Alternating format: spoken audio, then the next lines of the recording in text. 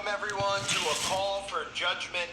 Over the years, I've warned about how they were going to start prepping people for the mark, for taking technology inside of their bodies, for allowing outside sources to have control of their brains. People think that that's like an insane conspiracy thing. Like, oh my goodness, they could have control over our brains. You believe these tinfoil hat wearers? Meanwhile, I also warned about how they were going to convince people into this type of tech. They were going to use health. They were going to use stories like this: paralyzed people, paralyzed man, connecting his brain to Bluetooth, okay? Where they actually tell you in the specific story how they are actually able to access his brain and give instructions to his brain, so his brain talks to his spine, and suddenly a man who hasn't been able to walk can suddenly walk.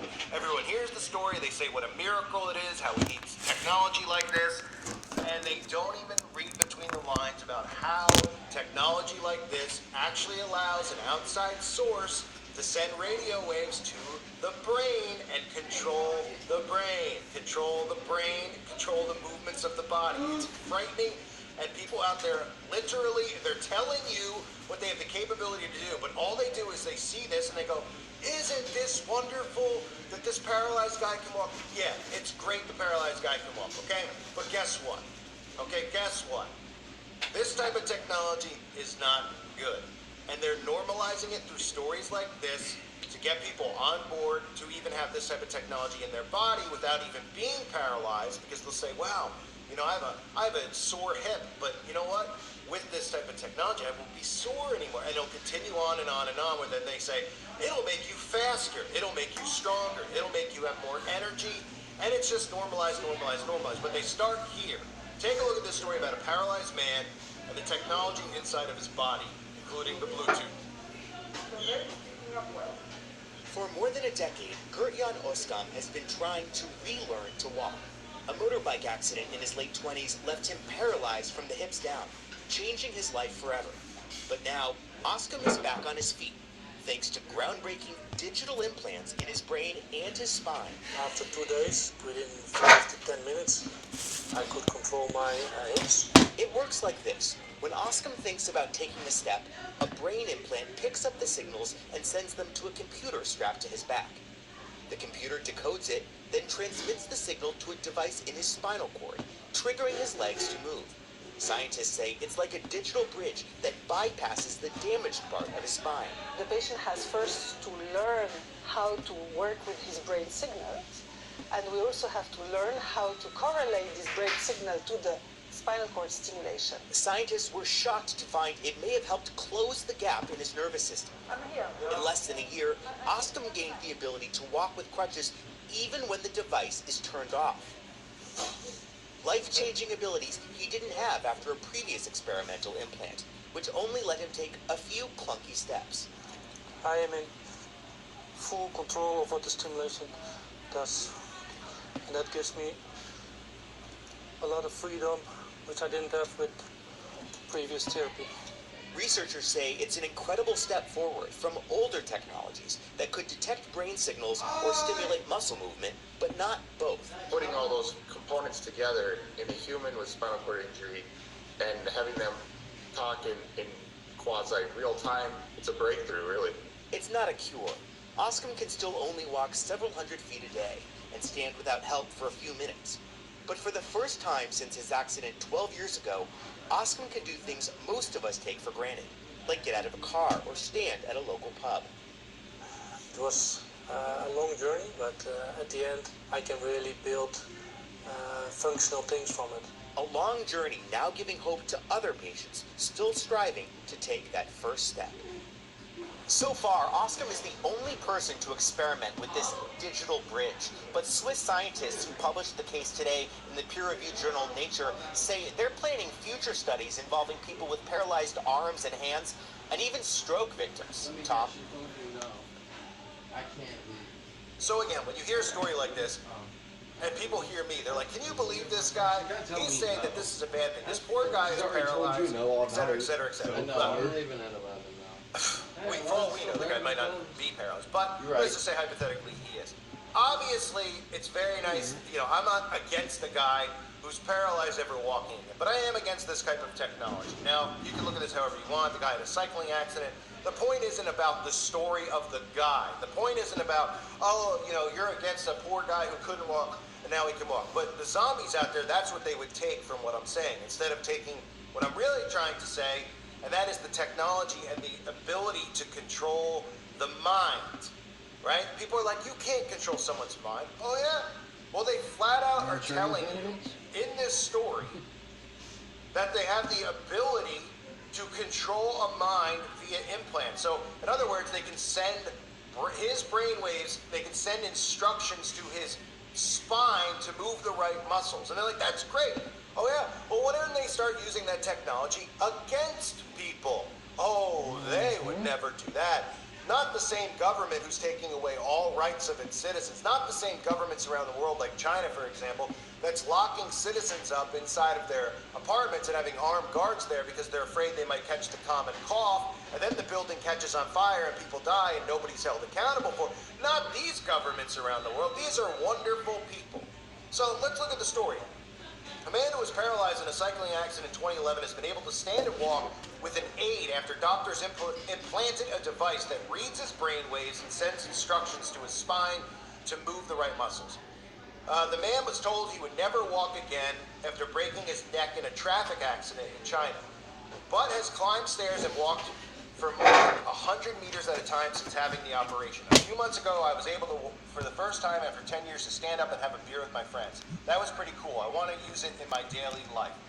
The digital, and again, this is, they play the sympathy off of people. Oh my goodness, he couldn't walk, his life was over. And then he was able to stand up and have a beer with his friends, and everybody smiles and they say, oh great, this is, but they don't think about, you know, the dangers and the repercussions of this technology because they think that Big Brother is their friend, and they don't realize that this is how they begin desensitizing people so that everybody has this type of technology inside their body. People are just like, oh, you're a crazy conspiracy theorist. This is just for people, you know, for neuroscientists to use. It's a digital bridge. It's a way for people who are ill to not be ill anymore. You're a horrible person. Oh, right. And then 5 years from now, when healthy people are having it in their body, they'll still say, oh, shut up, you're a conspiracy theorist. Let the healthy person have it. It's his body, his choice, even though it was never our body, our choice, but we didn't want to put poison in it. But anyway, it's another story for another day. They'll just keep desensitizing people. Nobody will ever look back and be like, oh, that guy said that. He was right. Right? Just like even before the outbreak, how I said it for years that what was coming, and it came. They'll still never look at it and be like, oh, no. Because now they'll look at it and they'll just go, it's just for these people who can't walk. It's just for paralyzed people. It's for neuroscientists to use. And then when it's like, you know, sold by Apple or whatever, however they do it, because they'll be able to do it without actually getting you surgery. They'll just be able to literally, you know, put it in your body really, really, really quick. Even if you remember the videos I did on Elon Musk when he was talking about the Neuralink, they were like, oh, people aren't going to get an implant and have surgery on their brains. And he was like, oh, no, no, no. You don't need to have the actual surgery on your brain. This is Elon Musk said, and I don't have the clip on me now because the clip is, well, I'd have to go search for it because most of my videos, are all of them actually, terminated thousands of them. But the guy was like, hey, no one's ever going to take the implant and go get brain surgery. And he said, oh, you won't have to. You'll be able to just use this little thing with a needle on it and put it right into you. Huh? Yeah, you see how all this stuff works?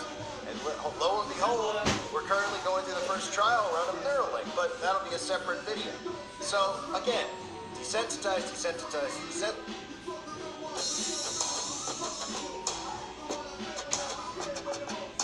TikTok.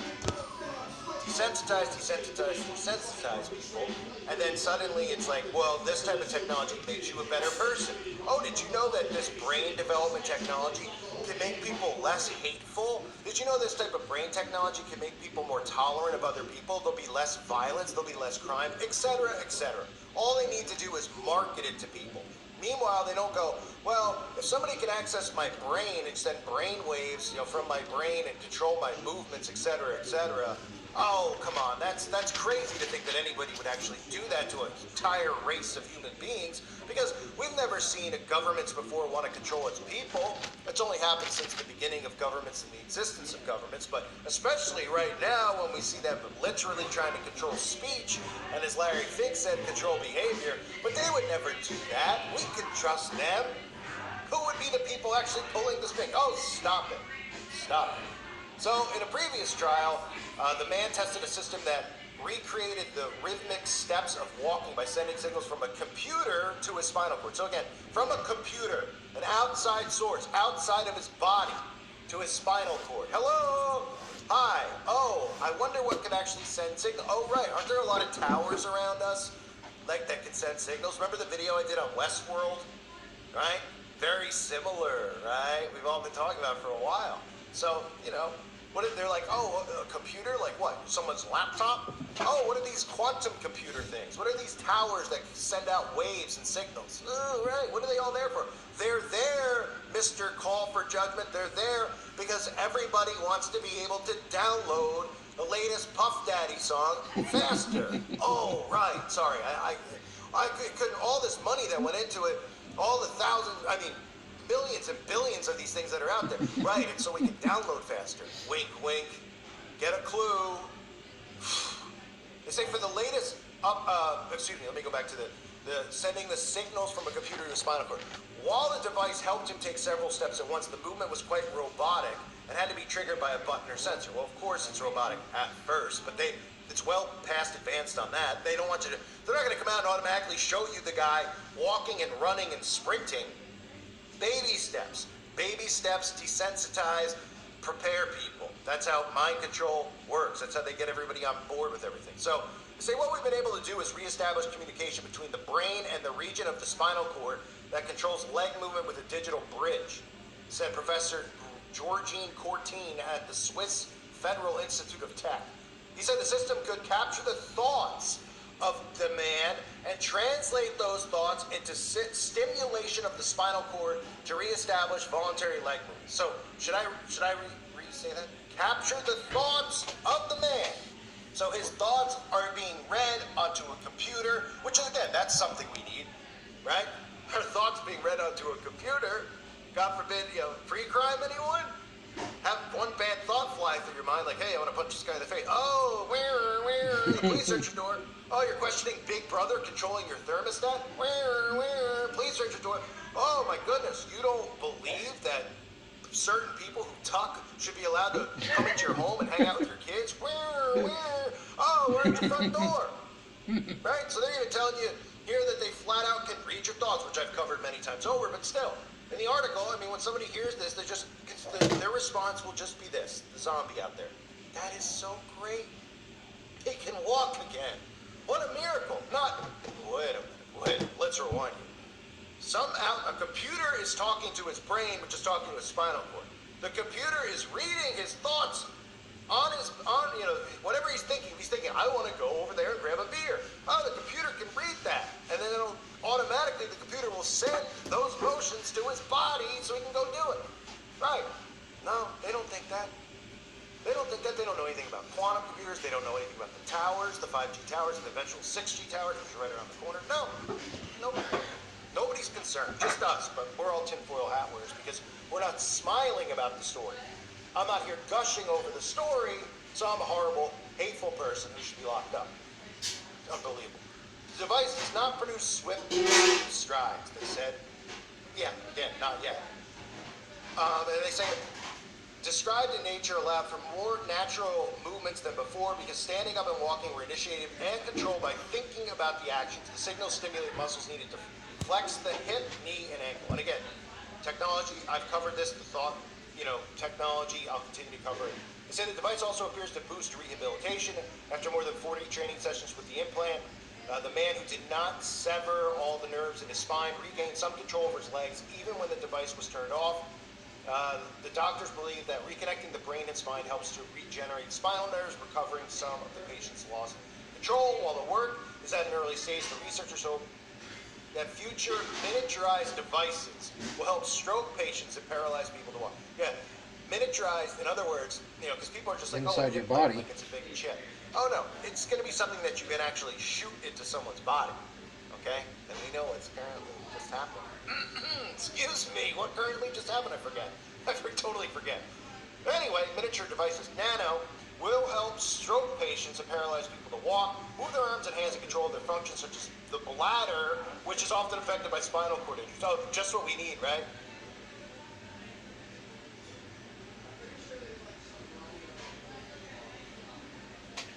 Stupid ad. YouTube sucks. Who cares about Instagram? Functions such as the bladder, which is often affected by spinal cord injury. So just what we need, right? The bladder. Did anybody out there laugh at the bladder? Huh? You imagine? Yeah, get this in your body. You're walking down the street. You're somebody who is having thoughts about, I don't know if I like this government. Oh, I just crapped and peed myself. Oops. How did that happen? I didn't even know I had to go. Oh, right. I have the brain thing, right? That's control my body and my movements, make me crap my pants. That's just what we need, right? Unbelievable. But the youth out there, they'll be like, yeah, this is really cool tech. So with the man showing progress, more than a decade after his accident, the team's confident that other patients with more recent injuries could fare better. With him, it's more than 10 years after the spinal cord injury. Imagine what we apply the digital bridge a few weeks after spinal cord injury. The potential for recovery is tremendous. Whatever, that wasn't even a real sentence, but whatever. Point being, this stuff is going to continue to get normalized. This is stuff they don't want you to think about. They want you to just hear this and think that it's great. That's one of the reasons I constantly get censored too, is pointing things out. The real messaging inside the messaging. Use this story as an example and just show somebody. All right, here's a little science project for anybody out there. If you have somebody who's not awake yet, or maybe even someone who's not awake, show them this story. Just send them the article, or just be like, hey, mom, dad, uncle, girlfriend, boyfriend. Their reaction to the story is going to be, that is really incredible. That's amazing technology. They won't even realize that there's technology that can read your thoughts, that a computer is going to be able to control and send messages to your body. None of it. It'll go right over their head. So do that as a little science experiment and write in the comment section what happens, if anyone's still listening at this point. I'm curious. It's a great test, and then you can tell them and say, oh yeah? Yeah, it's really nice that the guy can walk in. But what happens when untrusted people, like all these tech companies that nobody trusts, the government that nobody trusts, the CIA, the FBI that nobody trusts, when they have the ability to do this to people, if these people have this technology in their body, they're like, oh, well, I'll just paralyze people. Oh, yeah? Yeah. A year from now, you'll hear the same type of technology about how you can live longer, how you can have more energy, how it can fight depression, how it can fight sore muscles, how it can fight hatred, right? Oh, with this technology, nobody will be hateful anymore, right? And they'll probably, if you tell them that, they'll probably just go, oh, you're just crazy. You're thinking too deep into it. Yeah? And then when that technology comes and they start marketing it that way, you go back to them and you say, hey, look, I told you this. They go, what? Because they don't go back and they don't go, oh, yeah, you were right. This is dangerous. Nope, they just continue to go along. They continue to walk into walls. They continue to be on autopilot. And society continues to go down the rabbit hole to hell. I thank everybody for being here. Hope you're doing well. God bless you and your families.